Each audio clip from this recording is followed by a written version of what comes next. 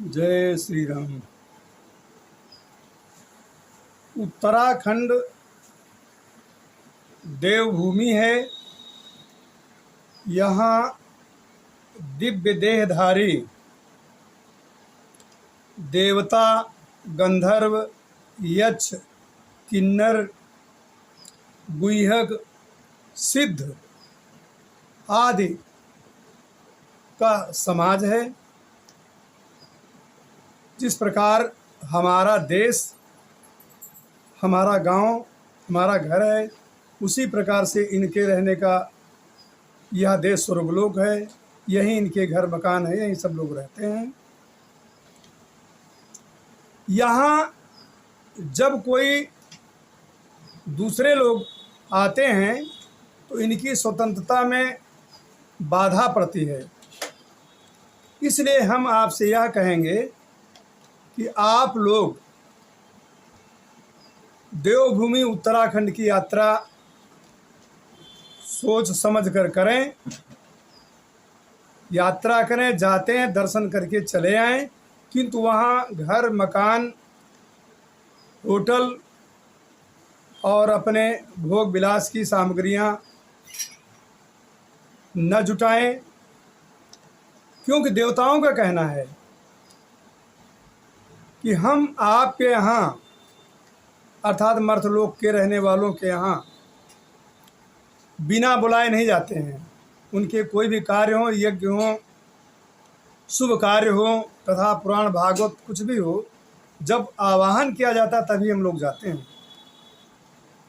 इसी प्रकार हमारे यहाँ भी बिना बुलाए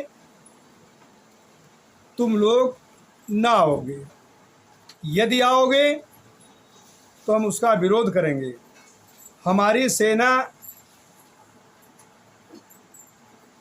में जो प्रमुख हैं, जैसे वायुदेव, वरुणदेव आदि, तो जब तुम लोग आओगे, हमारी स्वतंत्रता में विघ्न डालोगे, तो वायुदेव आंधी तूफान के द्वारा तुम लोगों का विरोध करेंगे, पेड़ तोड़ेंगे, पहाड़ों गिराएंगे। इसके बाद जो वरुणदेव हैं अधिक वर्षा करेंगे, वर्षा से पहाड़ों को गिराएंगे, बादल को फाड़ेंगे। इससे वहाँ का जनजीवन नष्ट भ्रष्ट हो जाएगा। इस प्रकार स्वर्गलोक की रक्षा करने में ये लोग हमेशा तत्पर रहते हैं।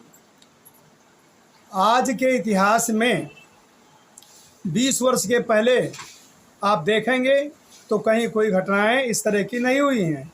जैसा कि 2013 में देखी गई थी, जिसमें हज़ारों लोग मर गए, हज़ारों घर मकान नष्ट हो गए। जो राष्ट्र प्रमुख हैं वे विकास के नाम पर यहाँ सब कर रहे हैं, अर्थात ये सब इनको करना नहीं चाहिए। महाभारत में इसका प्रमाण है। जिस समय में भीम द्रौपदी के लिए दिव्य पुष्प सौगंधिक वन में लेने जा रहे थे, तो वहाँ पर भीम की रक्षा करने के लिए स्वयं हनुमान जी ने अपनी लंबी पूंछ फैलाकर स्वर्ग में जाने वाले मार्ग को अवरुद्ध कर दिया था।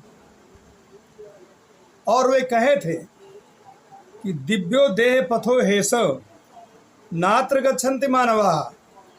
ये स्वर्गलोक में जाने वाला दिव्य मार्ग है, यहाँ पर देहधारी मनुष्य नहीं जाते हैं।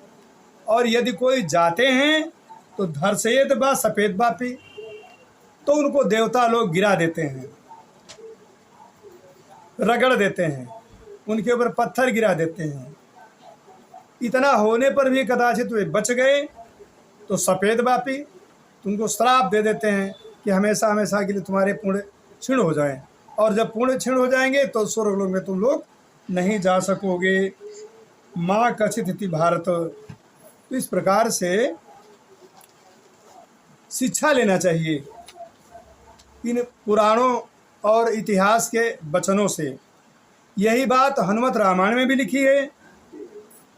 इसी प्रसंग में हनुमत रामायण में भी लिखा हुआ है कि पार्थिव देहधारी जो कोई स्वर्ग लोक को जाए न सोई। जो पार्थिव देहधारी मनुष्य हैं वे स्वर्ग लोक को नहीं जाते हैं।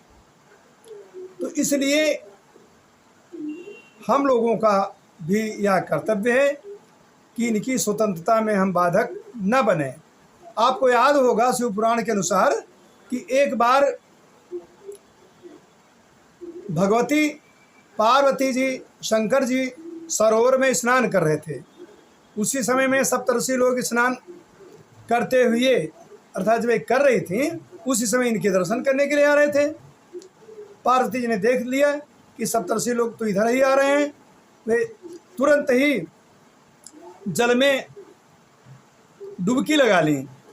जब वे ऋषि लोग वहाँ से चले गए तो वे प्रकट हुई और शंकर से सारी बात बतलाया कि यहाँ तो ये लोग इस प्रकार आकर के हमारी स्वतंत्रता में बाधक बनते हैं।